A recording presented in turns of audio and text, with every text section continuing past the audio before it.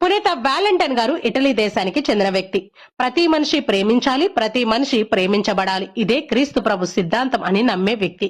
ఆ ప్రేమ మానవులందరి రక్షణకు ప్రతీక కావాలి అని ఆయన ఆశపడ్డారు. అందుకొరకు ఆయన కథోలిక గురువుగా మారారు. వ్యాలంటైన్ గారికి వైద్యం చేయడం కూడా తెలుసు. ఆపదలో ఉన్న రోగులకి వైద్యం చేసి వారి జీవితంలో సంతోషాన్ని నింపేవారు. ఈ విధంగా ప్రేమను పంచి తిరిగి ప్రేమను పొందుతూ ఉండేవారు. 3వ శతాబ్దంలో క్లౌదియా చక్రవర్తి క్రైస్తవులను అనేక వేద హింసలకు గురి చేస్తూ ఉండేవాడు. దానితో వ్యాలంటైన్ గారు అక్కడున్న క్రైస్తవులందరికీ సహాయం చేస్తూ ఆ హింసల నుండి వారిని తప్పిస్తూ ఉండేవాడు. అలాగా క్రైస్తవులను రక్షిస్తూ వారిని ఆధ్యాత్మికంగా బలపరుస్తూ ఉండేవారు.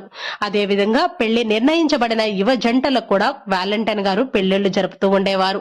ఇలా ఆ ప్రాంతంలో ఉన్న ప్రజలందరికీ ఆయన చేదోడు వాదోడుగా ఉంటూ వారందరికీ సహాయం చేస్తూ యువ జంటల యొక్క ప్రేమను కాపాడుతూ వారికి పెళ్లిళ్లు చేయడంతో వ్యాలంటైన్ గారంటే నచ్చని కొంతమంది ఆయనను కర్రలతో కొట్టి తల నరికి చంపివేశారు.